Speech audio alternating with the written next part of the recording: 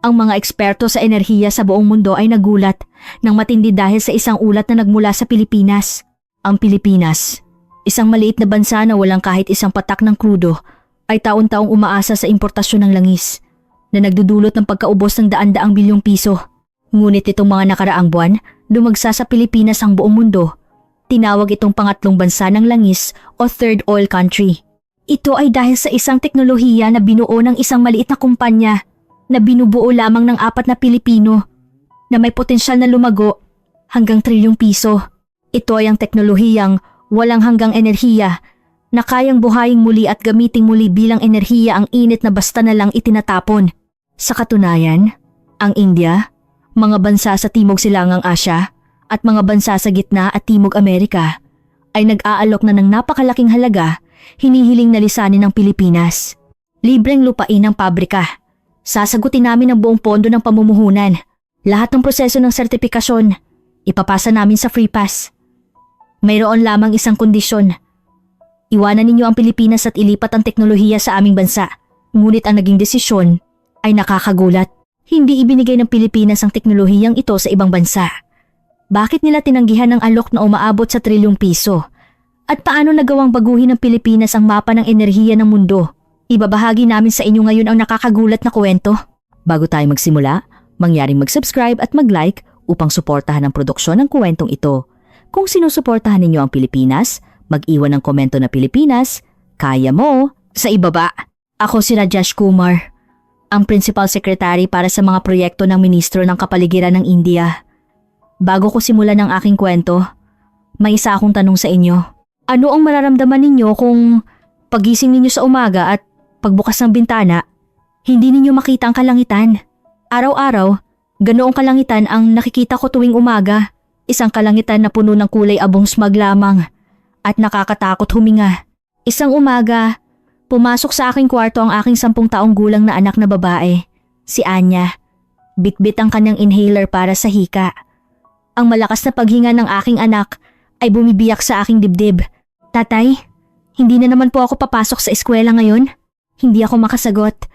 Ito na ang pangatlong beses ngayong buwan na hindi siya nakapasok. Habang papunta ako sa opisina ng Ministro ng Kapaligiran, puno ng mga taong nakasuot ng maskara ang lansangan.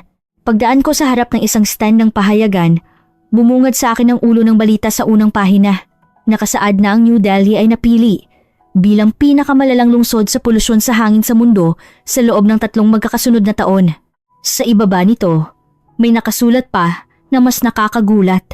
Ipinahayag ng oposisyon ng Environmental Ministry bilang isang ahensya na tumutulong sa pagpatay sa mamamayan at hinihingi ang aking agarang pagbibitiw bilang opisyal na may tungkulin.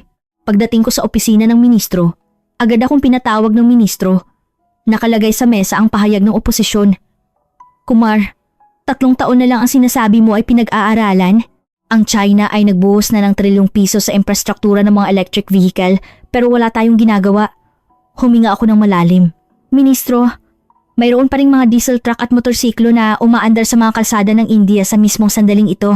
Ang porsyento ng mga electric vehicle sa kabuuang sasakyan sa bansa ay 1% lamang. Ang natitira ay magpapatuloy sa pagbuga ng usok sa loob ng darating na mga dekada. Hindi ito problema ng 20 taon sa hinaharap.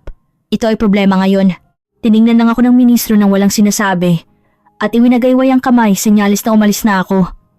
Kinagabihan, pag-uwi ko, niyakap ko ang aking anak. Nagtanong si Anya. Tatay, kailan po magiging asul ang langit?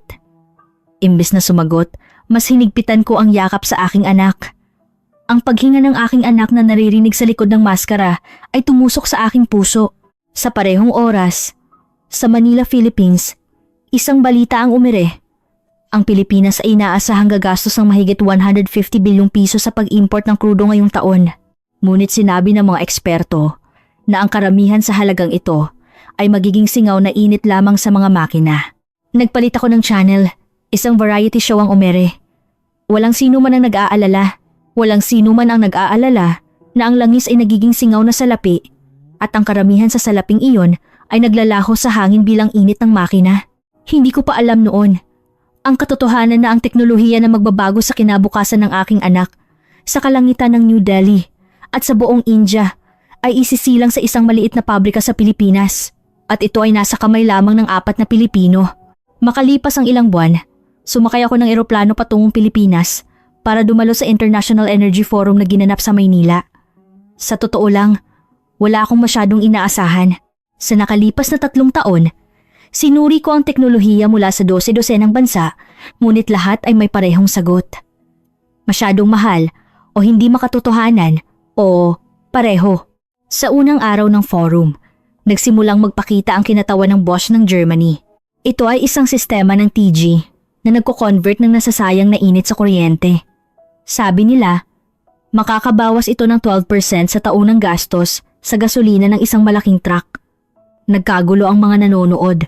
Ngunit sa susunod na pangungusap, natahimik ang lahat. Ang paunang gastos ay 300,000 pesos bawat isang truck. Napabuntong hininga ako. Sa budget ng India, hindi nito kayang bilhin ang pambayad sa 50 city bus. Pagkatapos ng presentasyon, lumabas ako sa pasilyo. Tiningnan ko ang mga booth ng iba't ibang bansa. Ngunit lahat ay pareho. France, Amerika, Germany, lahat ay may kamanghamanghang teknolohiya. Ngunit pagtingin ko sa presyo, wala akong pagpipilian kundi ang sumuko. Pagod, naglalakad ako sa sulok ng pasilyo nang mapansin ko ang isang maliit na booth. Isang lumang mesa, 3 lalaking nasa katamtamang edad at isang batang babae ang nakatayo roon. Walang magarbong display o malalaking monitor tulad ng ibang booth. Mayroon lamang iilang leaflet. Isang lalaking nasa katamtamang edad ang nag-abot sa akin ng leaflet. Kinuha ko ito at takmang itatapon sa basurahan, ngunit napatigil ako dahil ito sa nakasulat sa pabalat ng leaflet. 437 test vehicle na average na 47% fuel efficiency improvement, 83% average reduction in exhaust gas. Binasa ko ulit. 437 na sasakyan? Tumango ang lalaki. 5 taon ang inabot namin. Tiningnan ko ang mga mata ng lalaking iyon. Pagod, ngunit may matibay na determinasyon. Sino ka? Ako si Reynaldo Garcia. Nag-aral ako ng makina lamang sa loob ng 27 taon sa Pilipinas. Sa sandaling iyon, naramdaman ko na iba ang taong ito. Mayroon siyang isang bagay na talagang kaiba sa mga salesman ng ibang booth. Ipinakita sa akin ni Pangulo Reynaldo Garcia ang isang data file. Ito ay tungkol sa isang kaso ng truck na nangongolekta ng basura sa Cebu. Ang sasakyan na failed sa emission test ay pumasa pagkatapos palitan lamang ang cooling fluid. Ang gastos, 17,000 pesos. Ang katabing sasakyan ay gumastos ng 850,000 pesos para magpalit ng pyesa, ngunit fail pa rin. Bumalik ako sa susunod na pahina. Isang lumang minivan na nakatakbo na ng 230,000 kilometers. Ang exhaust gas nito ay bumaba mula 88% hanggang 4%. Ang isang sedan na nakatakbo na ng 90,000 kilometers, ang fuel efficiency ay halos doble ng nakasulat sa specs. Tiningnan ko ulit si Pangulo Reynaldo Garcia. Totoo ba ito? Ang datos ang nagpapatunay. Ang kanyang boses ay puno ng kumpiyansa. Noong gabing iyon, bumalik ako sa hotel at hindi ako makatulog. Kung totoo ang teknolohiyang ito, kung magagamit ito sa India, baka makakita muli ng asul na kalangitan ng aking anak, ang mga bata ng New Delhi. Maaga akong tumawag kay Pangulo Reynaldo Garcia kinabukasan. Pangulo, maaari ko po bang bisitahin ang inyong pabrika sa Pilipinas? Ang dinalhan ako ni Pangulo Reynaldo Garcia ay isang maliit na pabrika sa Caloocan City. Bumaba ako ng kotse at tiningnan ng gusali. Lumang dingding, kinakalawang na signage, isang basag na bintana. Sa totoo lang, may pagdududa akong sumibol sa sandaling iyon. Ito ba talaga ang lugar kung saan isinilang ang teknolohiyang magbabago sa mundo? Binuksan namin ang pinto ng opisina. 4 na mesa, 4 na computer, 4 na tao. Iyon lang. Ipinakilala sa akin ni Pangulo Reynaldo Garcia ang mga team member.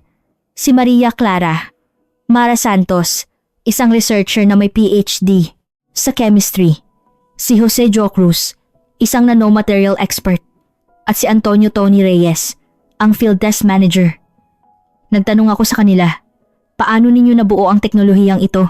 Huminga ng malalim si Pangulo Reynaldo Garcia at nagsimulang magkwento. Kailangan nating bumalik sa 27 taon ang nakalipas. Nagsimula siya sa kwento noong bata pa siya. Noong siya ay 27 taong gulang. Nagtatrabaho siya sa isang research lab ng isang malaking korporasyon. Nagtanong daw siya sa isang senior researcher noon. Kung hindi mabilis na inaalis ng cooling fluid ang init, mag-overheat ang makina. Bakit parehong tubig at anti-freeze pa rin ang ginagamit sa loob ng 100 taon? Tumawa lang daw ang senior sa tanong niya. Tumigil ka na sa walang kwentang pag-iisip na yan at magtrabaho ka. Ang cooling fluid ay kailangan lang na hindi magyelo. Ngunit hindi maitapon ni Pangulo Reynaldo Garcia ang tanong na iyon. Pagkatapos ng 7 taon, nang lumipat siya sa ibang kumpanya, nagsumiti ulit siya ng proposal sa kanyang boss. Plano sa pagbuo ng high-efficiency cooling fluid batay sa germanium. Tumawa daw ang kanyang boss. Maganda ang iyong simula, pero maging makatotohanan ka. Sino ang magbabayad para sa cooling fluid? Ang proposal ay napunta sa drawer. Pagkatapos ng 5 taon, nag-propose ulit siya at ulit ay tinanggihan. Kailangan ng daan-daang milyong piso para mabuo ang teknolohiyang ito. Bakit magsasapalaran ng kumpanya? At lumipas ang 20 taon nang maging 47 taong gulang si Pangulo Reynaldo Garcia. Nagdesisyon siya. Ginamit niya ang lahat ng kanyang retirement fund para magtayo ng isang maliit na pabrika sa Caloocan. Nagtanong daw ang kanyang asawa, paano ang matrikula ng mga bata sa kolehiyo? Hindi siya makasagot. Sabi niya, ang isang bagay lang na sigurado siya ay ito. Kung hindi ko gagawin ang trabahong ito, pagsisisihan ko habang buhay. Naghanap siya ng mga team member. Sinabi raw ng mga profesor ni Mara Santos na baliw siya. May PhD ka. Tapos pupunta ka sa isang maliit na kumpanya? Si Joe Cruz ay medyo nagdududa. Sabi niya, hindi siya makapaniwala na ang cooling fluid ay magbabago sa mundo. Si Tony Reyes naman, sinabi niyang nagtiwala lang siya kay Pangulo Reynaldo Garcia. Ang kanilang sweldo ay maliit. At walang garantiya ng tagumpay. Ngunit nagsimula ang 4. Iisa lang ang kanilang layunin. Ang makabuo ng isang cooling fluid na perpektong mapanatili ang temperatura ng makina sa pagitan ng 80 degrees at 90 degrees IT. Ang paraan ay ang gawing nanoparticle ang germanium at hydronium. Ngunit mula sa simula, naging impyerno. Sa una nilang test vehicle, isang lumang truck, inilagay nila ang cooling fluid. Pagkatapos ng 30 minuto, umusok ang makina. Sumabog ang water pump. Masyadong malaki ang germanium particle. Sa 67 na sasakyan, nagsimulang magyelo ang cooling fluid. Mali ang ratio ng mga sangkap sa pangalawang decimal place. Umupo sa sahig si Mara Santos. Sabi niya, kailangan naming magsimula muli. Nang subukin nila ang 189 na sasakyan, may lumabas na masamang review sa isang online community. Ang makina raw ay nasira dahil sa paggamit ng produkto. Ang mga komento ay puno ng akusasyon na panloloko ang pagpapataas ng fuel efficiency gamit ang cooling fluid. Sinisira ang batas ng pisika. Noong gabing iyon, binasa ni Pangulo Reynaldo Garcia ang mga komento at tahimik na isinara ang computer, sabi niya. Isang araw ng taglamig sa 2 taon. Nagsumite ng resignation letter si Tony Reyes. Kailangan ko pong magpakasal, pero 4 na buwan na pong delayed ang sweldo at hindi na po makapaghintay ang mga magulang ng fiancé ko. Yumuko si Pangulo Reynaldo Garcia. Sabi niya, patawad.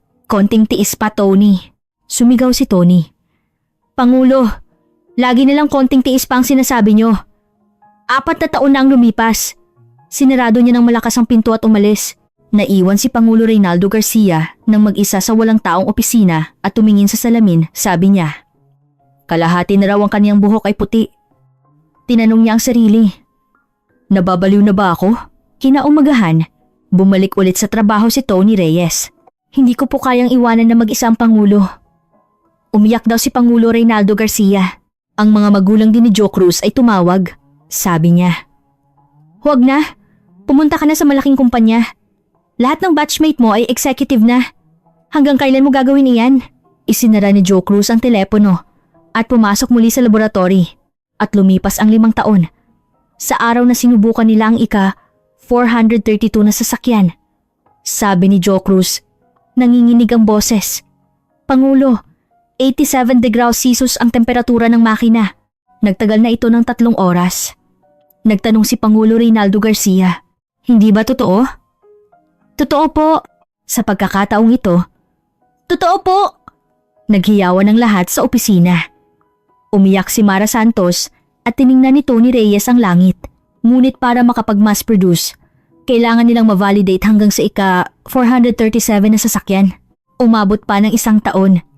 Nang matapos ang test ng 437 na sasakyan, nagyakap pa ng 4 ng walang imik, sabi niya, Tiningnan ako ni Pangulo Reynaldo Garcia.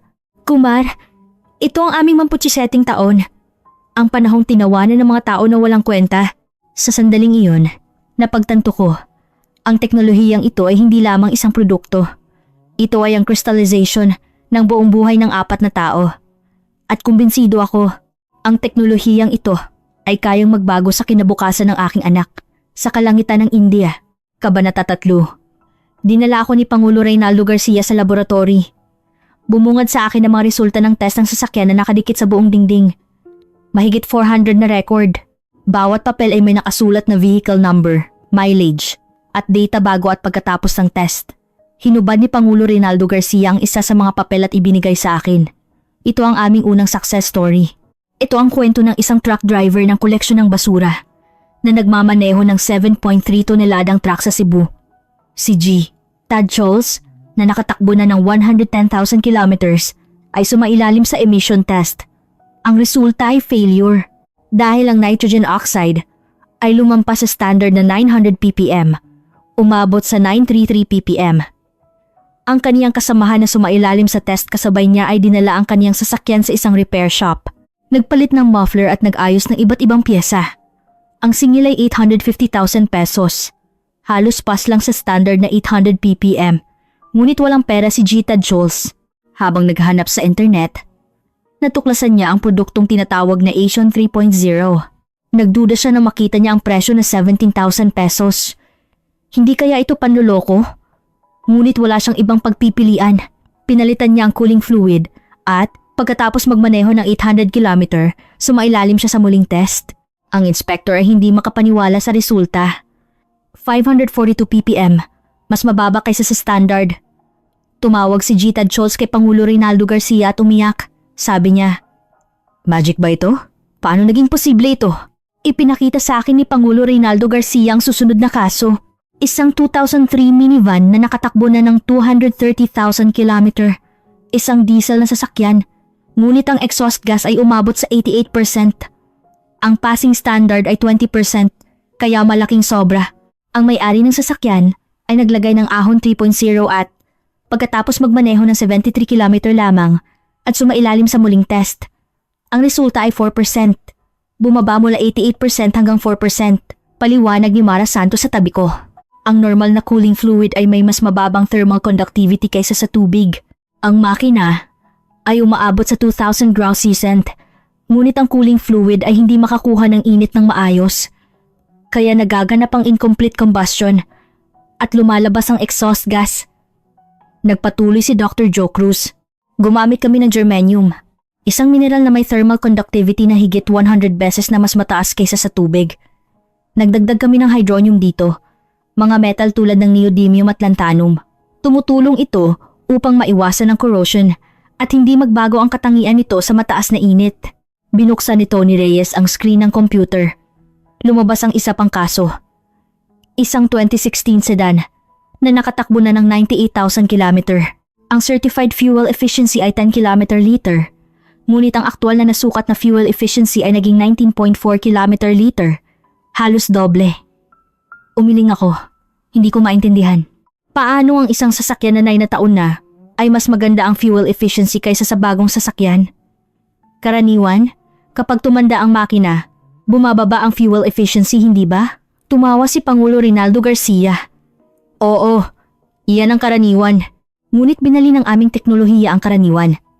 Kung mapapanatili ang temperatura ng makina sa pagitan ng 80 degrees at 90 degrees Celsius ng perpekto, ang gasolina ay masusunog ng lubusan. Walang tira, walang nasasayang na init, kaya ang efficiency ay nagiging maximize. Ipinakita sa akin ni Mara Santos ang sample ng nanoparticle. Ito ay kasing liit ng isa sa 10,000 bahagi ng kapal ng buhok, sabi niya. Habang lumiliit ang particle, lumalaki ang surface area. Kaya, ang bilis ng heat absorption ay nagiging exponentially mas mabilis. Isinakripisyo namin ang mahigit 400 na sasakyan para mahanap ang golden ratio ng mga particle na ito. Idinagdag ni Dr. Joe Cruz. Kailangan itong maging eksakto sa pangalawang decimal place para maabot ng makina ang peak condition. Sa 0.3 to 7% max ang heat exchange.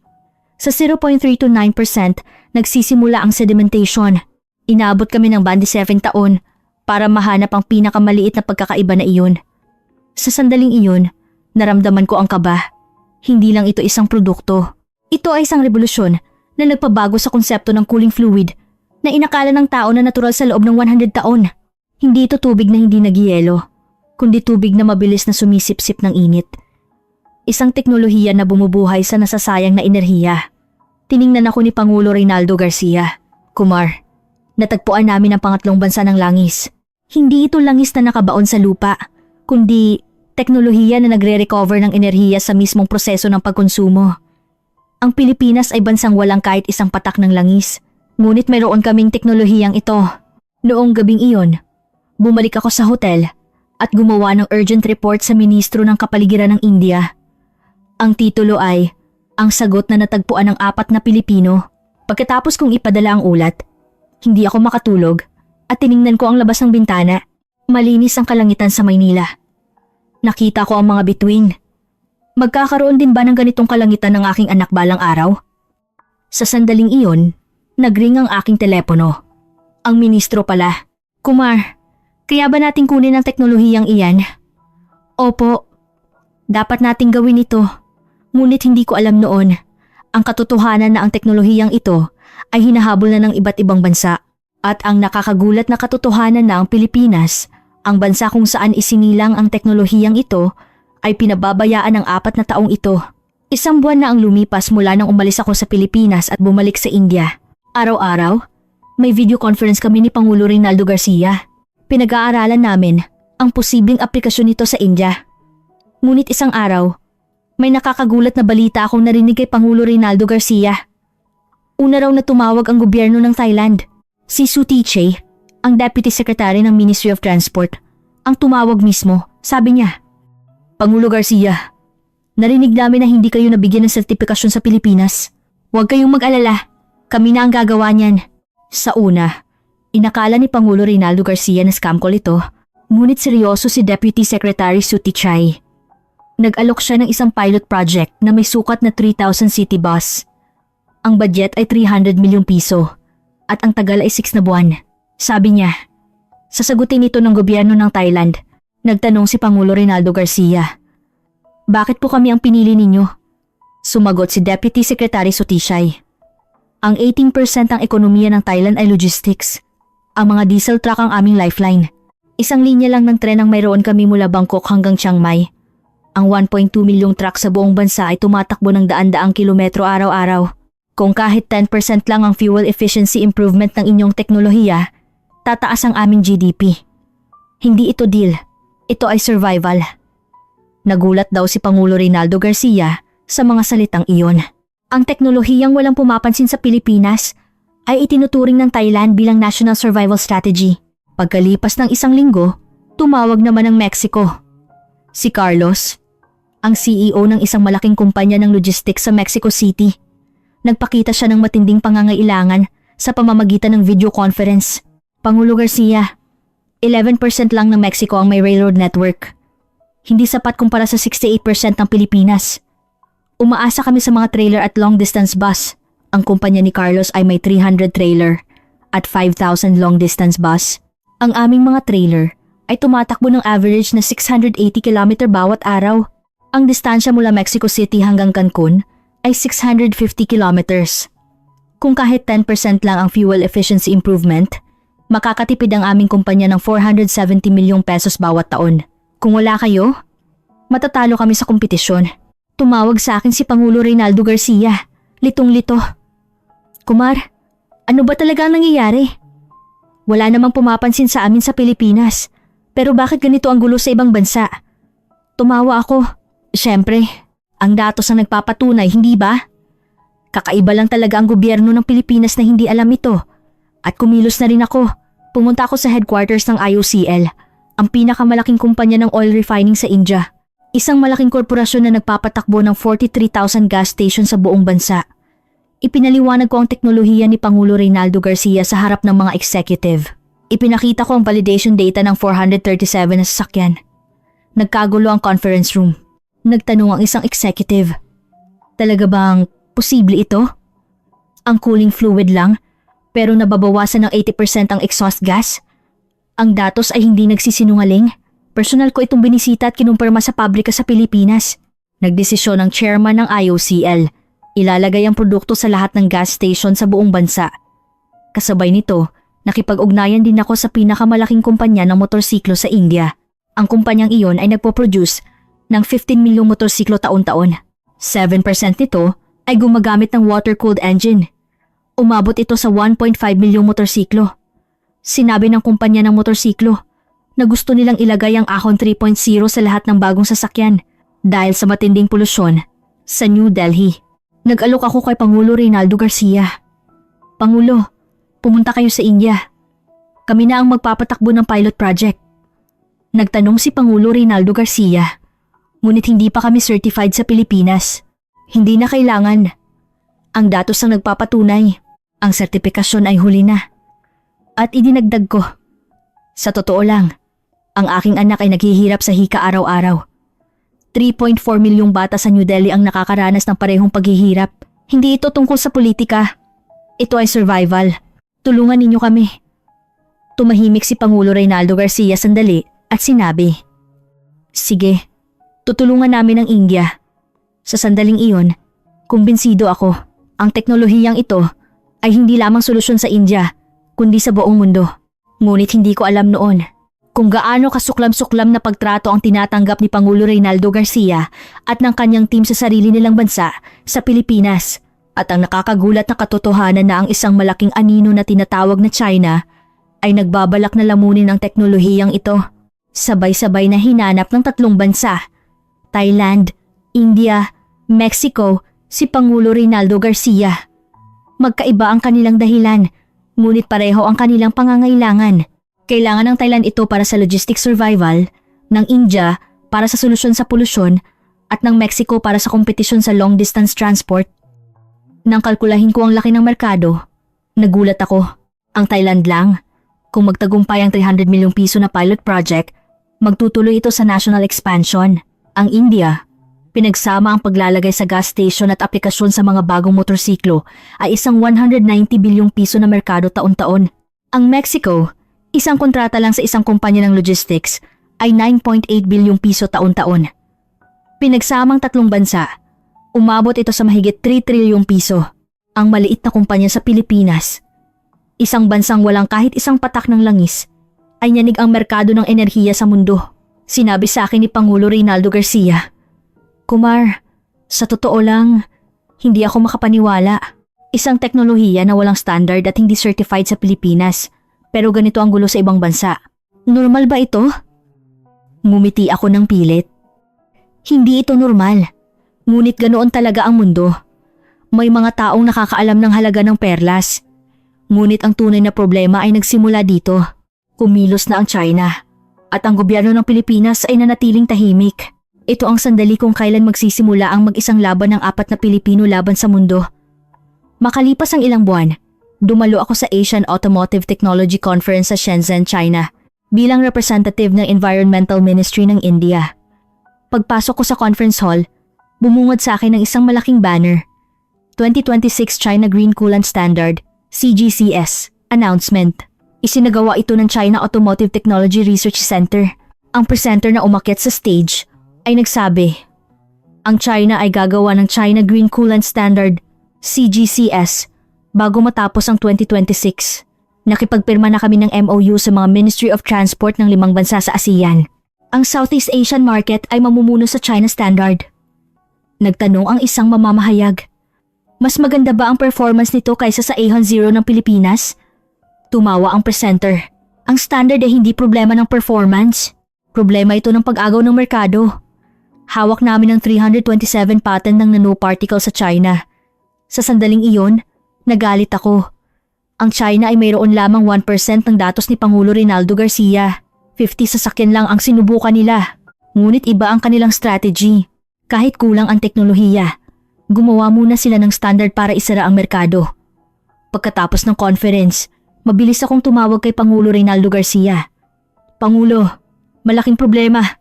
Sinusubukan ng China na agawin ang merkado gamit ang Peking Standard. Napabuntong hininga si Pangulo Reynaldo Garcia. Alam ko, narinig din namin ang balita. Ano ang ginagawa ng gobyerno ng Pilipinas? Bakit sila tahimik? Natahimik ako at sinabi ni Pangulo Reynaldo Garcia, Kumar, wala kaming kumpanya na umiiral para sa gobyerno ng Pilipinas. Ano ang ibig mong sabihin? Dahil hindi pa kami certified sa Pilipinas? Hindi ko maintindihan ang mga salitang iyon. Hindi ako makapaniwala na ang teknolohiyang kinikilala ng mundo ay pinababayaan ng sarili nitong bansa, ang Pilipinas. Pangulo, ano ba talaga ang nangyari?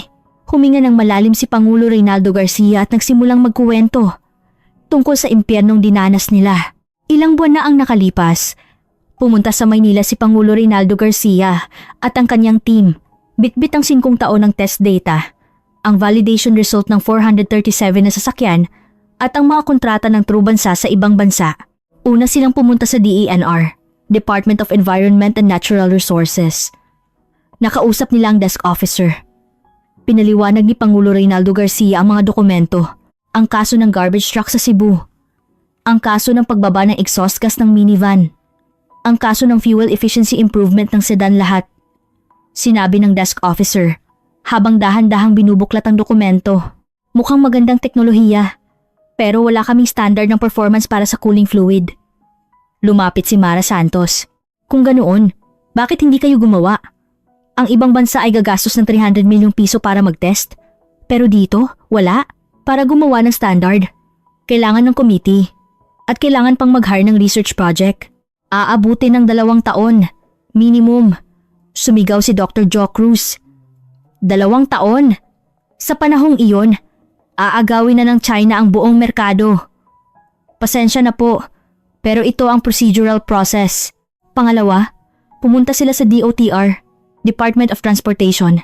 Sabi ng officer, may subsidiya ang gobyerno para sa exhaust device na 700,000 pesos, pero walang precedent sa cooling fluid. Nagtanong si Tony Reyes, kung walang precedent, bakit hindi tayo ang maging una? Tapos na po ang budget allocation, kaya mahirap ngayong taon. Pangatlo, ang DOST Department of Science and Technology ang nagbigay ng mas nakakabaliw na sagot. Hindi kami ang may hawak ng mga pyesa ng sasakyan. Pumunta kayo sa DENR. Galing po kami sa DENR at sinabi nilang pumunta kami rito. Kung ganoon, wala rin po kaming magagawa. Pagbalik sa opisina, hindi makapagsalita ang 4. Hinampas ni Mara Santos ang mesa. Ito ang Pilipinas. Mayroon tayong pambansang teknolohiya, pero hindi natin magamit. Isinandal ni Tony Reyes ang ulo niya sa dingding. Pangulo, bakit pa natin ginagawa ito? Pumunta na lang tayo sa Mexico, sa Thailand. Hindi makasagot si Pangulo Reynaldo Garcia. Sabi niya, noong gabing iyon, uminom ng gin ang 4. Walang imik silang nagtagay. Parang gumuho ang 27 taon nilang pinaghirapan sa isang iglap. Hindi nila alam kung tama bang umalis sila sa Pilipinas, bit-bit ang teknolohiyang pinabayaan ng sarili nilang bansa o manatili hanggang sa huli. Mahigpit kong hinawakan ng telepono. Pangulo, hindi ito kwento. Nababaliw na ba ang gobyerno ng Pilipinas? Hindi rin namin alam, Kumar. Sinasabi nilang walang standard. Ano ang gagawin namin? Sa sandaling iyon, may pumasok sa aking isip. Kung hindi kumilos ang Pilipinas, bakit hindi maunang kumilos ang India? Kung ang India ang magbibigay ng national certification sa teknolohiyang ito at ipapakilala sa buong mundo, mapipilitan ng Pilipinas na sumunod. Pangulo, bigyan niyo ako ng oras. Kilusin ko ang gobyerno ng India. Ngunit tandaan ninyo, kahit iniwan kayo ng Pilipinas, kailangan kayo ng mundo. Pagkatapos kong ibaba ang telepono, nagsumite ako ng urgent report sa Ministro ng Kapaligiran. Ang Pilipinas na ang dapat na kumuha ng teknolohiyang ito. Hindi natin pwedeng ibigay ang merkado sa China. Inaprobahan ng ministro. Simulan ng pilot project sa loob ng 6 na buwan. Ngunit mas mabilis kumilos ang China. Pinabilis nila ang negosasyon sa mga bansa sa ASEAN, Thailand, Vietnam, Indonesia, Pilipinas, Malaysia. Nag-alok ang China ng napakalaking kondisyon sa mga bansang ito. Buong waiver sa gastos ng standard certification, libreng tulong sa paglilipat ng teknolohiya, at maging ang paunang dami ng produkto ay sasagutin ng China. Kahit mas mababa ang performance, dahil sa magandang kondisyon, nagsimulang magduda ang ilang bansa. Tinawagan ko si Deputy Secretary Sutiche ng Thailand. Deputy Secretary, tatanggapin ba ninyo ang standard ng China? Napabuntong hininga si Deputy Secretary Sutiche. Kumar, nag-aalangan din ako. Masyadong maganda ang alok ng China. Ngunit ang datos ay nagpapakita na mas superior ang teknolohiya ng Pilipinas. Kung gayon, bakit kayo nag-aalangan? Masyadong malaki ang risk na ipagkatiwala ang national project sa isang for-pakataong maliit na kumpanya na hindi garantisado ng gobyerno ng Pilipinas. Ang China, ang gobyerno mismo ang nangunguna. Nagalit ako sa mga salitang iyon. Dahil sa pagpapabaya ng gobyerno ng Pilipinas sa sarili nitong teknolohiya, pati ang mga bansa sa ibang bansa ay nag-aalala. Hindi lang ito problema ng isang kumpanya. Ito ay problema ng dangal ng Pilipinas. Ang Pilipinas, isang bansang walang kahit isang patak ng langis, ay sinisira ang sarili nitong pagkakataon na magsimula ng revolusyon sa enerhiya. Nagdesisyon ako, kung hindi kikilos ang Pilipinas, uunahin ko ang pagsasabi sa mundo at pagsisisihan ito ng Pilipinas. Pagkalipas ng ilang araw, tumawag sa akin si Pangulo Reynaldo Garcia, nag-aalala. Kumar, nakatanggap kami ng final proposal mula sa Mexico. Ano ang nilalaman? Sinimula ni Pangulo Reynaldo Garcia basahin ang dokumento. Libreng lupa para sa pabrika na 1,500 metro kuwadrado. Tulong ng gobyerno sa paunang investment na 120 milyong pesos. Tax exemption sa loob ng 10 taon. Free pass sa proseso ng sertipikasyon. Napahinto ako. Mahirap tanggihan ang kondisyong iyon. Ano ang kondisyon? Pagtatayo ng local corporation at paglilipat ng teknolohiya at tumigil si Pangulo Reynaldo Garcia at paglilinis sa business sa Pilipinas sa loob ng 5 taon. Natahimik ako. Alam ko kung ano ang ibig sabihin nito. Kung pupunta sila sa Mexico, ang teknolohiyang ito ay hindi na magiging teknolohiya ng Pilipinas. Magiging teknolohiya ito ng Mexico. Ang maliit na pabrika sa Caloocan ay magsasara at maghihiwalay ang 4 na Pilipino. Pangulo, ano po ang desisyon ninyo? Napabuntong hininga si Pangulo Reynaldo Garcia. Kailangan naming magkaroon ng team meeting. Pagkalipas ng 2 araw, tumawag ulit si Pangulo Reynaldo Garcia. Mabigat ang kaniyang boses. Kumar, nagkaroon kami ng team meeting ngayon. Ano po ang naging resulta? Ikinuwento niya sa akin ang nangyari noong araw na iyon. Nagtipon ang 4 sa conference room ng pabrika sa Caloocan. Nakalagay sa mesa ang proposal ng Mexico. Sinimula ni Tony Reyes basahin ang dokumento. Libreng lupa para sa pabrika. 120 milyong pesos na investment. 2 taon na tax exemption. Tumingin siya. Pangulo, hindi ba't napakagaling nito? Nagtanong si Dr. Joe Cruz. Ano ang kondisyon? Pagtatayo ng local corporation at paglilipat ng teknolohiya at ang paglilinis sa business sa Pilipinas sa loob ng 5 taon. Natahimik. Si Mara Santos ang unang nagsalita. Pangulo, sasama ako. Wala namang pumapansin sa atin sa Pilipinas, hindi ba? Tumango si Dr. Joe Cruz. Ako rin. 27 taon na tayo naghihirap. Dapat lang na magkaroon tayo ng kapalit. Sabi ni Tony Reyes. Sasama rin ako. Pero, Pangulo, paano kayo? Tiningnan ni Pangulo Reynaldo Garcia ang labas ng bintana. Ang tanawin ng Caloocan. Ang mga manggagawang umuuwi. Ang mga ilaw ng pabrika na unti-unting namamatay. Ang usok na lumalabas sa chimney. Nagsalita siya. Hindi ako aalis. Pangulo, hindi po kayo aalis? Sumigaw si Tony Reyes. Iniwan na tayo ng Pilipinas, hindi ba? Walang standard. Walang certification. Bakit po kayo lang ang maghihirap? Lumingon si Pangulo Reynaldo Garcia. Namumula ang kanyang mga mata. Ngunit, ito pa rin ang aking bansa. Nagpatuloy siya. Mara, Joe, Tony, umalis na kayo. Mag-isa lang ako. Hinawakan ni Tony Reyes ang proposal ng Mexico at pinunit. Ang napunit na papel ay nagkalat sa sahig. Pangulo, hindi ko kayo iiwan ng mag-isa. Nagsimulang umiyak si Mara Santos. Ako rin, hindi rin ako aalis. Yumuko si Dr. Joe Cruz. Pilipino rin kami. Magkasama tayo hanggang sa huli. Niyakap ng 4 ang isa't isa. Walang sinabi. Ilang sandali silang nanatiling ganoon. Sinabi sa akin ni Pangulo Reynaldo Garcia. Kumar, tinanggihan namin ang proposal ng Mexico. Bakit? Bakit ninyo tinanggihan ang napakagandang kondisyon? Hindi ito para sa pera. Kung gayon, para saan? Huminga ng malalim si Pangulo Reynaldo Garcia. Kung pupunta kami sa Mexico, ang teknolohiyang ito ay magiging teknolohiya ng Mexico. Ano ang matitira sa Pilipinas? Ang aming pabrika, Ang 4 na tao ay magtatapos. Tapos na rin ang mga trabaho. Ngunit kung mananatili kami rito, makakapag-empleyo kami ng 50 batang engineer sa Caloocan. Kung mag-export kami at kumita ng dolyar, makakatulong ito sa foreign reserve ng bansa.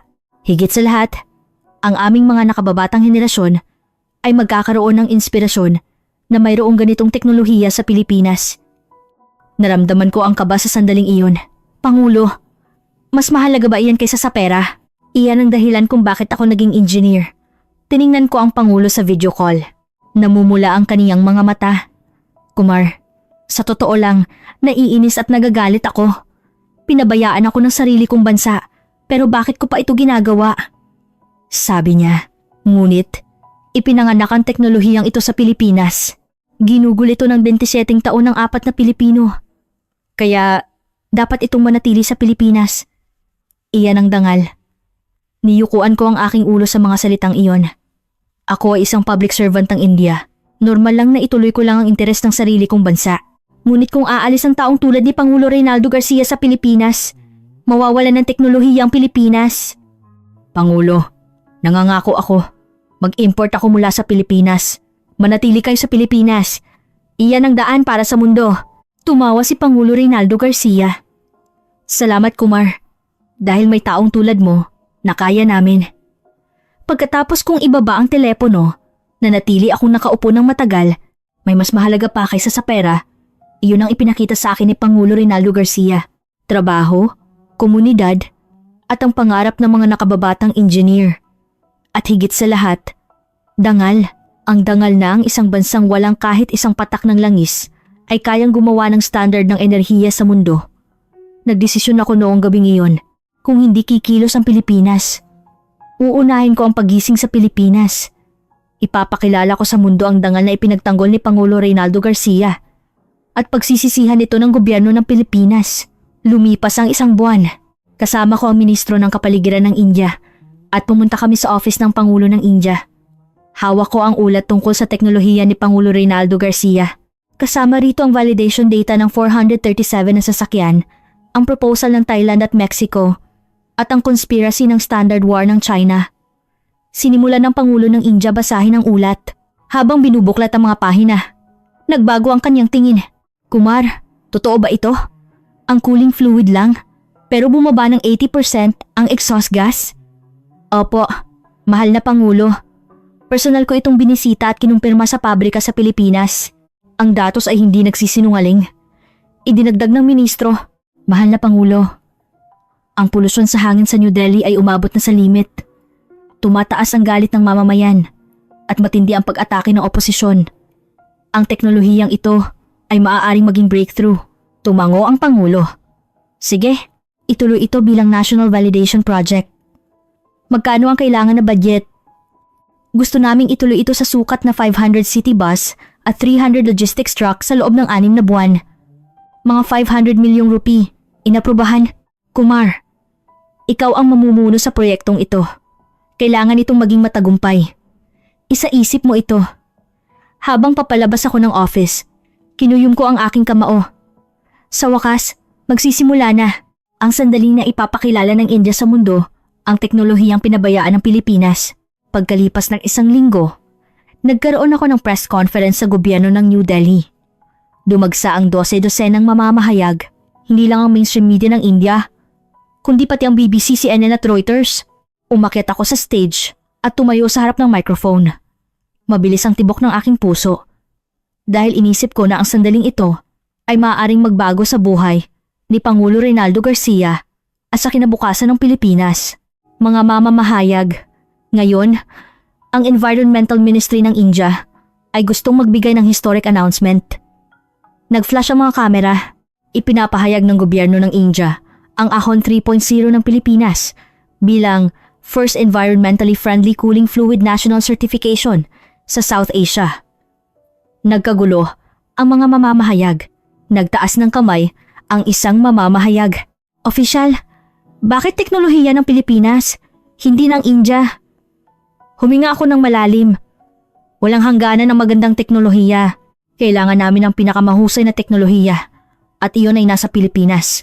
Sa loob ng susunod na 6 na buwan, Magpapatuloy kami sa pilot project sa 500 city bus sa New Delhi at 300 logistics truck sa ruta ng Delhi-Mumbai. Kung magtagumpay, plano naming palawakin ito sa 3.4 milyong sasakyan sa buong bansa. Nagtanong ang isa pang mamamahayag. Nagsusulong na ang China ng standard sa ASEAN. Bakit ang Pilipinas ang pinili ninyo? Ang datos ang nagpapatunay. Ang China ay may 50 test vehicle. Ang Pilipinas ay may 437. Hindi kami naglalaro sa numero. Ginawa namin ang pinakamahusay na desisyon para sa kalusugan ng aming mamamayan.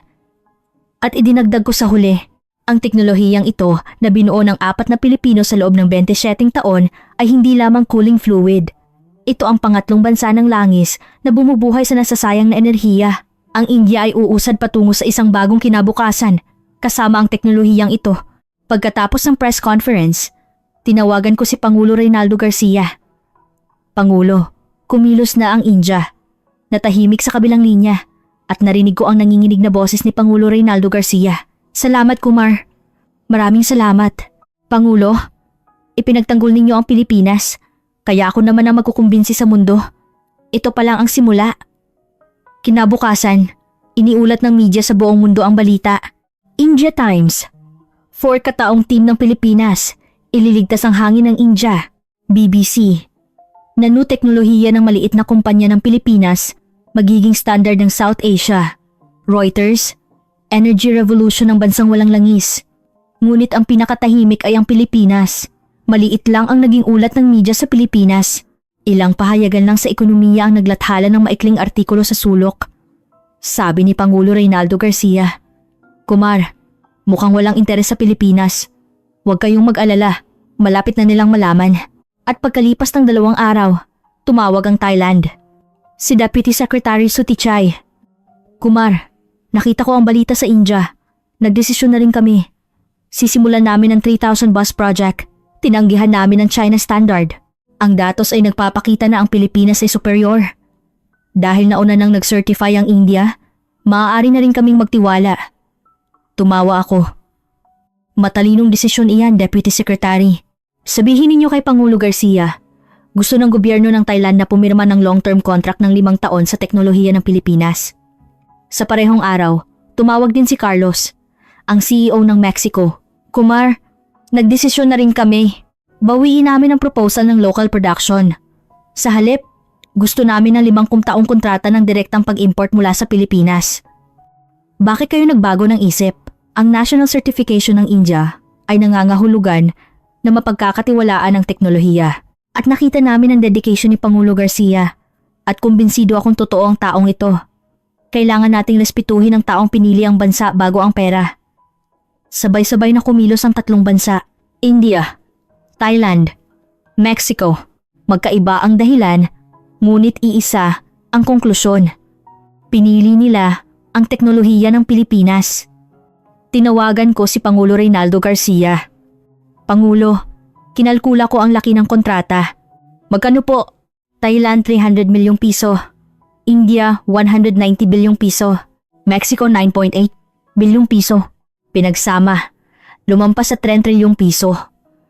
Narinig ko ang tawa ni Pangulo Reynaldo Garcia sa kabilang linya. 3 trilyong piso? Dito sa Pilipinas, binaliwala lang nila dahil 17,000 pesos lang ang cooling fluid. Ngayon, malalaman na rin ng Pilipinas kung gaano kalaki ang nagawa ninyo. Ngunit ang tunay na turnaround ay nangyari kinabukasan.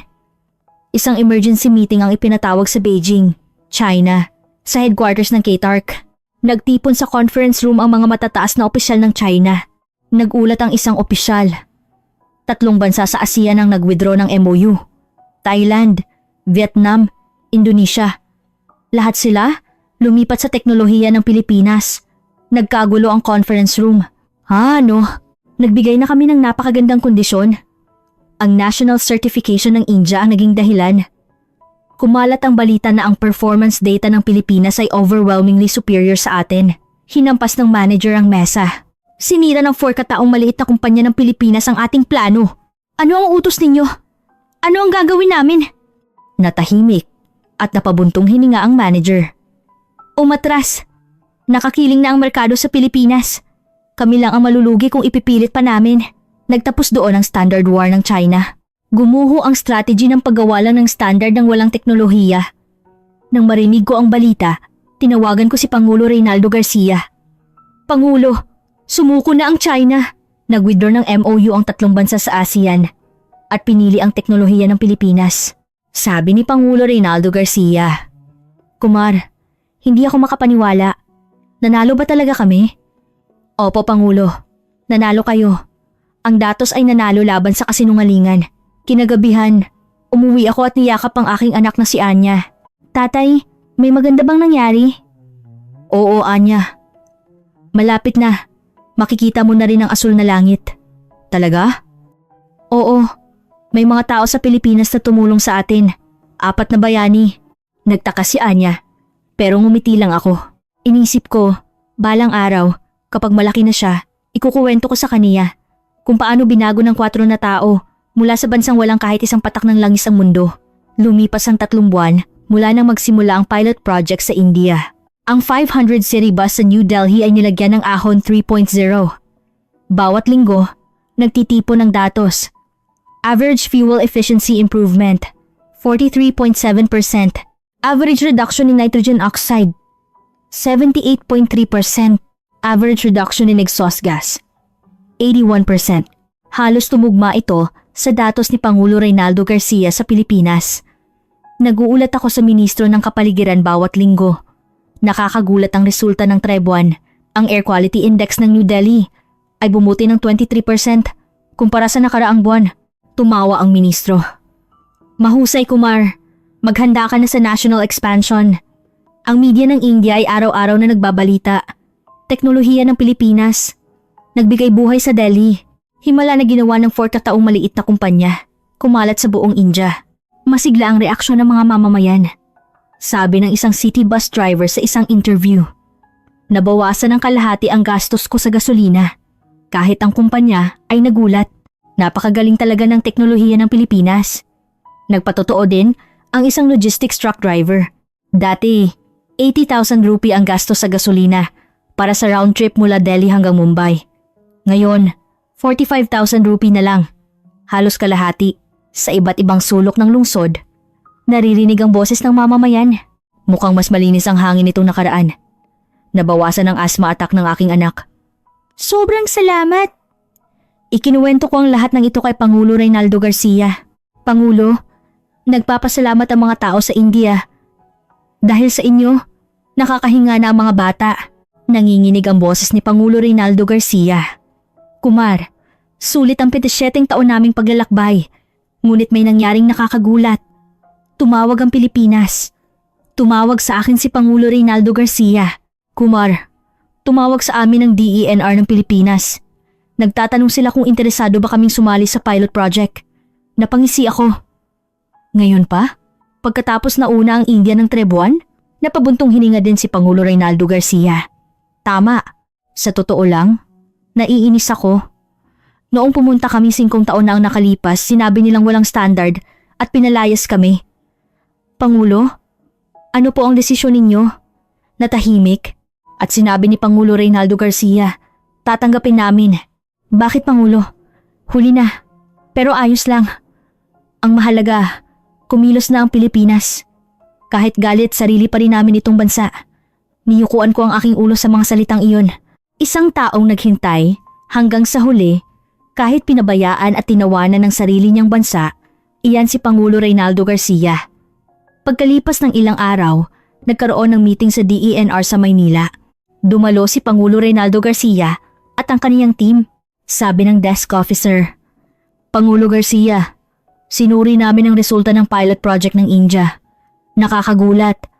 Gusto naming magpatuloy sa domestic pilot project kahit huli na. Sasali ba kayo? Hindi nakapagpigil si Tony Reyes at nagsalita. 5 taon na ang nakalipas. Sinabi ninyong walang standard, hindi ba?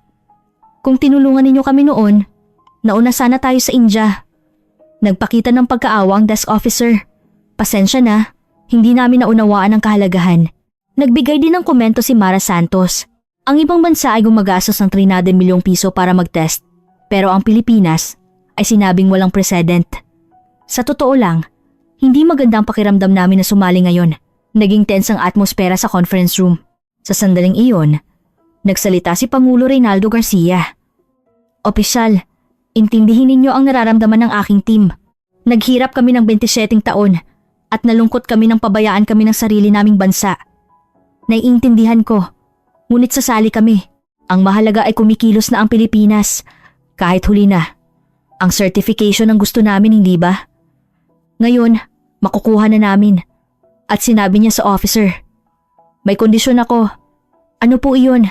Gawin ninyo ang standard ng performance para sa cooling fluid sa loob ng 6 na buwan para ang susunod na mga kumpanya ay hindi na maghirap tulad namin. Tumango ang officer. Nangangako po kami.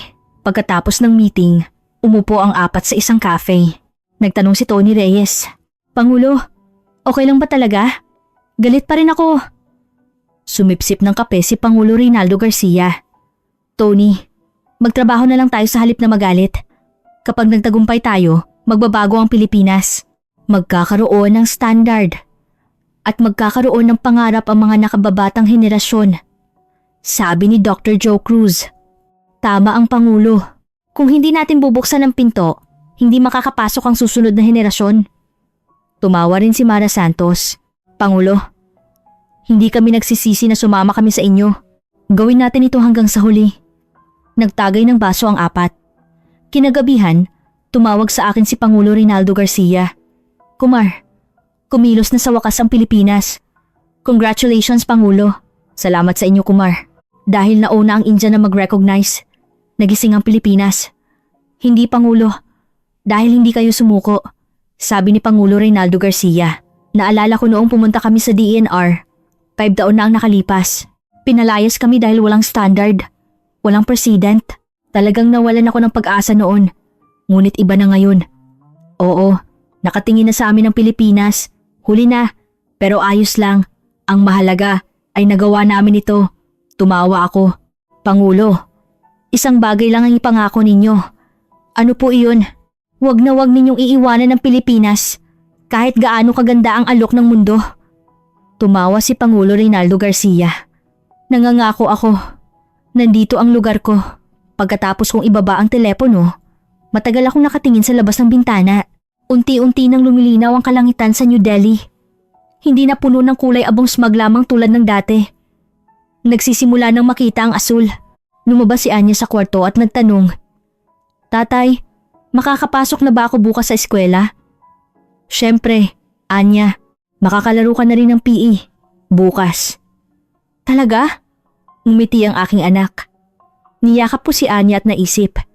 Binago ng 4 na Pilipino ang kinabukasan ng aking anak. Ang bansang walang kahit isang patak ng langis ay binabago ang hangin ng mundo. Lumipas ang 6 na buwan mula nang magsimula ang pilot project sa India. Ginawa ko ang final report. Sa aking mesa, nakatambak ang daan-daang data. Ang resulta ng 6 na buwan ng 500 city bus sa New Delhi at 300 logistics truck sa ruta ng Delhi-Mumbai, kabuuang 800 sasakyan. Average fuel efficiency improvement, 44.7%. Average reduction in nitrogen oxide, 79.3%. Average reduction in exhaust gas, 80.1%. Average reduction in carbon monoxide, 71.8%. Lahat ng numero ay nagpapatunay sa orihinal na datos ni Pangulo Reynaldo Garcia. Walang sinungaling. Nagsumite ako ng final report sa Ministro ng Kapaligiran. Mahal na Ministro, matagumpay na natapos ang pilot project. Inirekomenda ko ang national expansion. Tumango ang ministro habang binabasa ang ulat. Nakakagulat. Ang air quality index ng New Delhi ay bumuti ng 31% sa loob ng 6 na buwan. Opo, ang insidente ng sakit sa respiratory ng mamamayan ay bumaba din ng 18%. Mahusay. Palawakin ito sa 3.4 milyong sasakyan sa buong bansa. Ako mismo ang magbibigay ng budget. Paglabas ko ng office ng ministro, tinawagan ko si Pangulo Reynaldo Garcia. Pangulo, inaprubahan ng gobyerno ng India ang national expansion. Narinig ko ang emosyonal na boses ni Pangulo Reynaldo Garcia sa kabilang linya. Talaga po? 3-4 milyong sasakyan? Opo, Pangulo. Ngayon, lahat ng sasakyan sa buong India ay gagamit ng inyong teknolohiya. Nawala ng salita si Pangulo Reynaldo Garcia sandali at sinabi niya, nanginginig ang boses. Kumar, hindi pala nasayang ang 27 taon. Hindi po nasayang mula sa simula. Huli lang talaga ang mundo sa pagpansin. Sa parehong araw, may balita din mula sa Thailand. Nagkaroon ng press conference si Deputy Secretary Sotichay. Ipinapahayag ng gobyerno ng Thailand ang teknolohiya ng Ahon Zero ng Pilipinas bilang first national standard cooling fluid. Kinumpirma namin ang average fuel efficiency improvement na 41% at average emission reduction na 76% sa 3,000 bus pilot project. Plano naming unti-unting ilagay ito sa 1.2 milyong commercial vehicles sa buong bansa. Nagkagulo ang media ng Thailand. For makataong maliit na kumpanya ng Pilipinas, ililigtas ang industriya ng logistics ng Thailand. Teknolohiya ng bansang walang langis, magpapataas ng 0.4% ng GDP ng Thailand. Kumilos din ng Mexico. Inilagay ng kumpanya ni Carlos ang Ahon Zero sa lahat ng 5,000 sasakyan. Ang resulta ay kumalat sa buong Mexico. Average annual fuel cost savings, 520 milyong pesos bawat kumpanya. Nagkagulo ang industriya ng logistics ng Mexico. Nagunahan ng ibang kumpanya na kumuha ng teknolohiya ng Pilipinas. Nag-anunsyo din ang gobyerno ng Mexico ng suporta sa national level. Tax breaks para sa mga kumpanyang gumagamit ng teknolohiya ng Ahon Zero ng Pilipinas. Inayos ko ang lahat ng balitang ito at ipinadala kay Pangulo Reynaldo Garcia. Pangulo, kinalkula ko. Lumampas na sa 3.1 trilyong piso ang laki ng kontrata ng 3 bansa, sabi ni Pangulo Reynaldo Garcia. Parang hindi makapaniwala. 3 trilyong piso? Isang teknolohiya na ginawa ng 4 na tao sa pabrika sa Caloocan? Opo, Pangulo. Kinilala na ng mundo. Ngunit kalmado ang boses ni Pangulo Reynaldo Garcia. Kumar, sa totoo lang, hindi pa rin ako makapaniwala. Dito sa Pilipinas, tinatawanan lang nila dahil 70,000 pesos lang ang cooling fluid. Ang mundo, kinikilala ang halaga na 3 trilyong piso. Siyempre, may mga matang nakakaalam ng halaga ng perlas. Sa sandaling iyon, sinabi ni Pangulo Reynaldo Garcia, Kumar, nagdesisyon ako. Anong desisyon po? Palalakihin ko ang pabrika sa Caloocan at mag-ahire ako ng mga employee. Dahil tumaas ang export sa ibang bansa, hindi na kaya ng 4 na tao. Magandang desisyon po. Ilan po ang plano ninyong i-hire? Sa una, 28 katao ang target namin. Nanomaterial engineer, chemical engineering researcher, field tester. Tumawa ako. Mula 4, magiging 32. 8 beses na mas marami. Oo, at lahat sila, mga kabataang Pilipino ang kukunin namin. Nag-alok ang Mexico na magtayo ng pabrika, pero tumanggi ako. Ang trabaho ay dapat manatili sa Pilipinas. Naisip ko, desisyon po iyan ng isang pangulo. Nagpatuloy si Pangulo Reynaldo Garcia. Gusto kong makita ang mga kabataan na bumabalik sa industrial area ng Caloocan. Gusto kong ipakita na hindi lang ang malalaking kumpanya ang kayang gumawa ng world-class technology, kundi pati ang maliliit na kumpanya. Gawin ninyo iyan, Pangulo. Binuksan ninyo ang daan. Pagkalipas ng ilang araw, may banner na nakalagay sa harap ng pabrika sa Caloocan.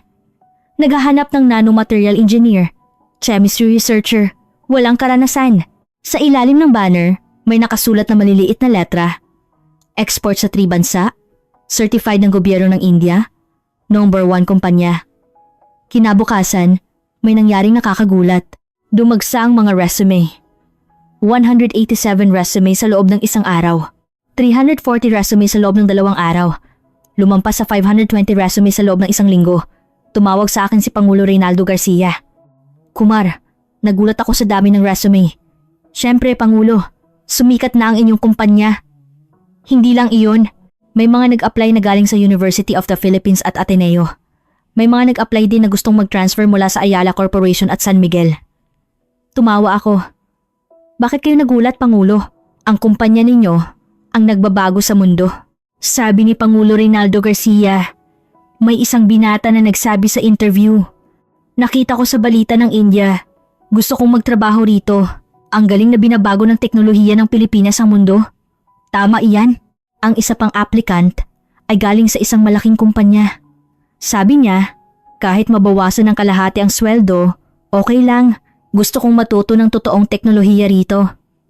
Naramdaman ko ang init sa aking dibdib nang marinig ko ang kwentong iyon. Naisip ko, ito pala ang ipinagtanggol ni Pangulo Reynaldo Garcia sa loob ng 27 taon. Isang lugar kung saan ipinagmamalaki ng mga kabataang Pilipino ang kanilang trabaho. Isang lugar kung saan mas pinili ang teknolohiya kaysa sa pera, ang dangal kaysa sa kita. Pangulo, kumuha kayo ng magagaling na tao at sanayin ninyo ng maayos. Sila naman ang gagawa ng isa pang teknolohiya. Gagawin ko. Pagkalipas ng isang buwan, nagkaroon ng oath-taking ceremony sa pabrika sa Caloocan. 28 bagong employee ang nagtipon, mula 20s hanggang 30s. Lahat sila ay puno ng sigasig. Umakyat sa stage si Pangulo Reynaldo Garcia at nagsalita. Mga kasama, welcome. 27 taon na ang nakalipas. Noong bata pa ako tulad ninyo, may isang tanong ako. Bakit hindi nagbago ang cooling fluid sa loob ng 100 taon? Dahil sa isang tanong na iyon, naglakbay ako ng 27 taon at nagtagpo tayo ngayon. Nagpalakpakan ng mga bagong employee. Kayo rin, magtanong kayo. Magtanong kayo sa mga bagay na inakala ninyong natural. Iyan ang magbabago sa mundo. Nagtaas ng kamay ang isang bagong employee. Pangulo, bakit ninyo tinanggihan ang alok ng Mexico na 120 milyong pesos? Tumawa si Pangulo Reynaldo Garcia. May mas mahalaga pa kaysa sa pera. Kayo iyon. Kung pumunta ako sa Mexico, wala sana kayo rito. Mas mahalaga na magkaroon ng trabaho sa Pilipinas at magkaroon ng pangarap ang mga kabataang Pilipino. Nagpalakpakan. Dinala ni Mara Santos ang mga bagong employee sa laboratory. Nakikita ba ninyo ang mga papel na nakadikit sa dingding? 437 na piraso. Ito ang record ng aming mga pagkakamali. Nagulat ang mga bagong employee. Pinagmamalaki ba ninyo ang inyong pagkakamali? Hindi ito pagmamalaki, kundi patunay. Patunay na nagkamali kami ng 437 beses, pero hindi kami sumuko. Kayo rin, magkakamali, pero huwag kayong susuko. Ipinakita ni Dr. Joe Cruz ang sample ng nanoparticle. Ito ang aming core. Kailangan itong maging eksakto sa pangalawang decimal place. Ang pagkakaiba ng 0.01 ang maghihiwalay sa tagumpay at pagkatalo. Matututunan ninyo ang presisyon na iyan. Sabi ni Tony Reyes. 5 taon na ang nakalipas. Nag-resign ako nang madelay ang sweldo ko ng 4 na buwan. Ngunit bumalik ako kinabukasan dahil hindi ko kayang iwanang mag-isa ang Pangulo. Kayo rin. Darating ang mahirap na panahon. Tumingin kayo sa inyong katrabaho. Magkasama, kakayanin natin. Kinagabihan, nanood ako ng balita sa Pilipinas. Makikita ko na rin ang balita ng Pilipinas sa India. Sinabi ng anchor, ang isang maliit na kumpanya sa Caloocan City ay pumirma ng 3 trilyong piso na export contract sa India, Thailand at Mexico. Ang kumpanyang nagsimula sa 4 na employee ay nagtagumpay sa merkado ng mundo gamit ang cooling fluid technology. Ipinakita sa screen ang interview ni Pangulo Reynaldo Garcia. Walang langis sa Pilipinas, ngunit mayroon kaming teknolohiya. Ang teknolohiya na bumubuhay sa nasasayang na enerhiya. Iyan ang tunay na langis. Tiningnan ko ang screen at tumawa. Sa wakas, napansin na rin ng Pilipinas. Kinilala na rin ang bansang nagpabaya sa 4 na tao sa loob ng 27 taon. Nagring ang telepono. Si Pangulo Reynaldo Garcia pala. Kumar, nakita mo ba ang balita sa Pilipinas? Opo, nakita ko. Congratulations. Salamat sa inyo, Kumar. Dahil nauna ang India na mag-recognize, nagising ang Pilipinas. Hindi, Pangulo. Dahil hindi kayo sumuko. Sabi ni Pangulo Reynaldo Garcia. Tumawag ulit ang DENR ngayon. Gagawin daw nila ang standard ng performance para sa cooling fluid sa loob ng 6 na buwan. Sa wakas, tutuparin nila ang kanilang pangako. Kung ganoon, ang susunod na henerasyon ay hindi na maghihirap tulad natin dahil mayroon ng standard. Tiningnan ko ang labas ng bintana. May mga bituin na nakikita sa kalangitan sa New Delhi. Ang mga bituin na hindi nakikita dahil sa smog, ilang buwan na ang nakalipas. Pangulo, may mga bituin na nakikita sa kalangitan ngayon. Talaga po? Opo, dahil sa inyo. Lumilinaw na ang kalangitan sa New Delhi. Nawala ng salita si Pangulo Reynaldo Garcia sandali at tahimik na sinabi Kumar ang isang tanong na inisip ko na 27 taon na ang nakalipas ay naging bituin sa New Delhi ngayon. Opo, at ang bituin na iyon ay nagbibigay liwanag sa buong mundo ngayon. Pagkalipas ng 6 na buwan, bumisita ako muli sa Pilipinas. Kasama ko na ngayon ang Ministro ng Kapaligiran ng India. Inanyayahan kami sa inauguration ceremony ng pabrika sa Caloocan. Pagdating namin sa pabrika, lubusang nagbago ang gusali. Ang lumang dingding ay bago na ang pintura. Ang basag na bintana ay pinalitan. At sa halip na kinakalawang na signage, may bago at nagniningning na signage. Kumpanya ng Ahontech, World Recognized Philippine Technology. Sa entrance, nakasabit ang bandila ng Pilipinas, kasama ang bandila ng India, Thailand at Mexico. Sumasagisag ito sa partnership ng tatlong bansa. Sinalubong kami ni Pangulo Reynaldo Garcia. Mas masigla ang kanyang mukha kaysa dati. Kumar, Ministro, welcome. Nakipagkamay ang Ministro ng India. Pangulo Garcia, nagpapasalamat ako sa ngalan ng India. Dahil sa inyo, nakakahinga na ang mga bata sa New Delhi. Hindi, Ministro. Ang India ang unang nagtiwala sa amin. Pagpasok namin sa pabrika, 12-dosenang employee ang nagtatrabaho. Puno ng makabagong equipment at ang research lab ay dinoble. Sa dingding, nakadikit pa rin ang 437 na record ng pagkakamali. Ngunit sa tabi nito, may bagong banner na nakasabit. Certified ng gobyerno ng India No. 1, national standard na itinalaga, opisyal na partner ng industriya ng logistics ng Mexico. Ipinaliwanag ni Mara Santos sa ministro. Ministro, ito ang nanoparticle production line. Ngayon, kaya na naming mag-produce ng 5,000 litro bawat araw. Nagulat ang ministro. 4 na tao lang kayo, 6 na buwan na ang nakalipas, pero lumaki na kayo ng ganito. Ngayon, tinutulungan na rin kami ng gobyerno ng Pilipinas. Nakatanggap kami ng 200 milyong piso bilang Small Medium Enterprise Technology Development Fund. Sabi ni Dr. Joe Cruz. Idinagdag ni Tony Reyes. Nagpapatuloy din ang domestic pilot project ng DENR. 100 city bus sa Maynila ang nilagyan na. Nagsimula ang inauguration ceremony. Umakyat sa stage si Pangulo Reynaldo Garcia at ang kaniyang team, kasama ang isang sekretary ng gobyerno ng Pilipinas. Ang sekretary ang unang nagsalita. Ngayon, dumating ako para humingi ng tawad. 5 taon na ang nakalipas nang bumisita si Pangulo Garcia sa DENR. Binastos namin siya dahil walang standard. Nagkamali kami. Natahimik ang mga nanonood. Ngunit hindi sumuko si Pangulo Garcia. Kahit pinabayaan ng Pilipinas, ipinagtanggol niya ang teknolohiya.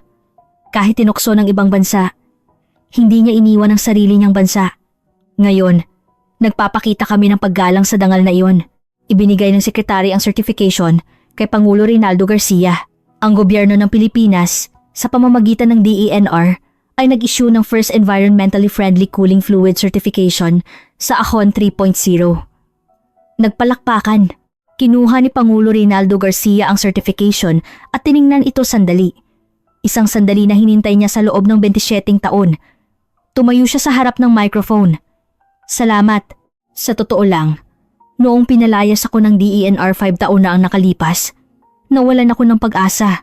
Inisip ko na iniwan ako ng sarili kong bansa. Nanginginig ang kaniyang boses. Ngunit hindi ako makasuko dahil ipinanganak ang teknolohiyang ito sa Pilipinas at ginawa ng 4 na Pilipino. Kaya tinanggihan namin ang 120 milyong pesos na alok ng Mexico. Nagkagulo ang mga nanonood. Ang ipinagtanggol ko ay hindi pera kundi dangal. Ang dangal na ang bansang walang langis ay kayang gumawa ng standard ng enerhiya sa mundo. Tiningnan ni Pangulo Reynaldo Garcia ang kaniyang team. Mara, Joe, Tony, nagawa natin. Inabot man ng 27 taon, nagawa natin. May luha sa mga mata ng 3. At, Kumar, tiningnan ako ni Pangulo Reynaldo Garcia. Dahil nauna ang India na magtiwala, nagising ang Pilipinas. Salamat. Yumuko ako. Pagkatapos ng inauguration ceremony, umakyat kami ni Pangulo Reynaldo Garcia sa rooftop ng pabrika. Kaming 2 lang. Nakita namin ang Caloocan Industrial Area sa ibaba. Ang usok na lumalabas sa chimney. Ang mga manggagawang umuuwi. Ang mga ilaw ng pabrika na isa-isang bumubukas. Sabi ni Pangulo Reynaldo Garcia, Kumar, 17 taon na ang nakalipas. Noong una kong inisip ang tanong na ito, hindi ko alam na lalaki ito ng ganito. Ano ang tanong po? Bakit hindi nagbago ang cooling fluid sa loob ng 100 taon? Isang simpleng tanong. Ang simpleng tanong na iyon ang nagbago sa mundo. Tumawa si Pangulo Reynaldo Garcia. Ngayon, 32 na ang employee ng kumpanya namin. Plano naming dagdagan hanggang 50 sa susunod na taon. Lahat sila, mga kabataang Pilipino. Napakagaling. Nang mag-alok ang Mexico na magtayo ng pabrika, sinabi ng team na gusto nilang sumama pero tinanggihan ninyo. Bakit po? Tiningnan ni Pangulo Reynaldo Garcia ang Caloocan Industrial Area. Dahil nandito ang lugar ko. Gusto kong gumawa ng lugar kung saan magkakaroon ng pangarap ang mga kabataang Pilipino. Tumango ako sa mga salitang iyon. Pangulo, maaari ba akong magtanong ng isa pa? Ano po iyon? Ano po ang pinakamahirap na sandali sa loob ng 27 taon? Nag-isip sandali si Pangulo Reynaldo Garcia at sinabi, noong nagbitiw si Tony. Noong gabing iyon, mag-isa akong naiwan, tumingin sa salamin at nakita kong kalahati na ang buhok ko ay puti. Naisip ko noon, nababaliw na ba ako? Ngunit hindi ako sumuko dahil kapag sumuko ka, tapos na. Kahit nagkamali kami ng 437 beses, baka magtagumpay kami sa ika-438. Palubog na ang araw. May sunset sa ibabaw ng Caloocan Industrial Area. Napakaganda ng pulang kalangitan. Sabi ni Pangulo Reynaldo Garcia. Kumar, ang ipinagtanggol ko ay hindi teknolohiya. Kung gayon, ano po? Dangal. Ang dangal na ang bansang walang langis ay kayang gumawa nito. Kinintal ko sa aking puso ang mga salitang iyon. Pangulo, ang dangal na iyan ang nagbago sa mundo. Ang aking anak ay nakatingin na sa langit ngayon. Ang mga bata sa New Delhi ay nakakahinga na. Ang logistics ng Thailand ay nabuhay. At lumago ang ekonomiya ng Mexico. Lahat dahil sa 4 na tao. Tumawa si Pangulo Reynaldo Garcia. Ipinakita ng 4 na tao na kaya nilang baguhin ang mundo. Opo, at ang 4 na taong iyon ay hindi umalis sa Pilipinas. Nagtagal kami ng matagal, nakatingin sa sunset. Isang bansa na walang kahit isang patak ng langis. Ngunit kinuha ang nasasayang na init at binago ang mundo. Ito ang sandali kung kailan nagniningning ang dangal na ipinagtanggol ng 4 na Pilipino. Kinagabihan, sumakay ako ng eroplano pabalik sa India. Mula sa bintana, nakita ko ang night view ng Maynila. Hindi mabilang na mga ilaw ang nagniningning. Naisip ko, sa bawat ilaw na iyon, mayroong taong tulad ni Pangulo Reynaldo Garcia. Mga taong hindi sumusuko, kahit pinabayaan ang sarili nilang bansa. Mga taong mas pinili ang dangal kaysa sa pera. Sila ang sumusuporta sa Pilipinas. Umalis ang eroplano. Tiningnan ko ang labas ng bintana at bumulong. Salamat, Pangulo Garcia. Dahil sa 4 na tao, nakakahinga na ang aking anak. Enero 25, 2026, Environmental Ministry ng New Delhi. Tinatapos ko ang final report. Pagtatapos ng aplikasyon sa 3.4 milyong sasakyan sa buong India. Average improvement in air quality, 34%. Reduction in respiratory disease, 21%. Umuwi ang aking anak na si Anya mula sa eskwela at nagsabi, Tatay, sabi ng teacher namin sa PE, anya yon, dahil daw sa mga uncle sa Pilipinas, lumilinaw na ang langit. Niyakap ko ang aking anak. Tama, Anya, 4 na uncle sa Pilipinas ang tumulong sa'yo. Magpasalamat ka sa kanila ha? Opo, nagring ang telepono sa mesa. Si Pangulo Reynaldo Garcia pala. Kumar, may special feature sa balita ng Pilipinas ngayon. Himala ng bansang walang langis daw. Congratulations. Hindi.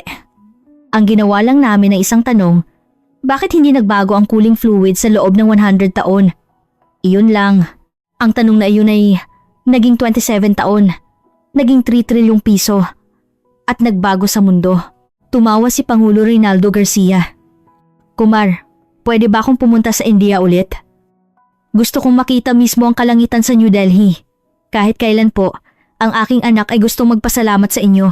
Pagkatapos kong ibaba ang telepono, tumingin ako sa labas ng bintana. Asul na langit, mahahabang ulap, may mga ibon na lumilipad. Isang tanawin na hindi nakikita ilang buwan na ang nakalipas. Bumulong ako. Ang bansang walang langis ay kinuha ang nasasayang na init. Ang 4 na tao ay nagtiis kahit pinabayaan ng sarili nilang bansa. Ito ang dangal. Ito ang Pilipinas.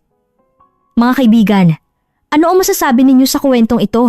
Ang kwento ng 4 na tao na pinili ang Pilipinas hanggang sa huli kahit pinabayaan ng sarili nilang bansa. Ang ipinagtanggol nila ay hindi teknolohiya, kundi dangal. Ang dangal na ang bansang walang kahit isang patak ng langis ay kayang gumawa ng standard ng enerhiya sa mundo. Ngayon, 2026, Ang Pilipinas ay nag-export ng pangatlong bansa ng langis sa buong mundo dahil sa teknolohiya ng 4 na engineer. Ito ang maipagmamalaking Pilipinas. Mag-subscribe at mag-like para suportahan. At maghahatid pa kami ng mas kawili-wiling mga kwento. Ito ang Special Philippines na nagpapakita ng nakakaantig na kwento mula sa ibang bansa. Salamat.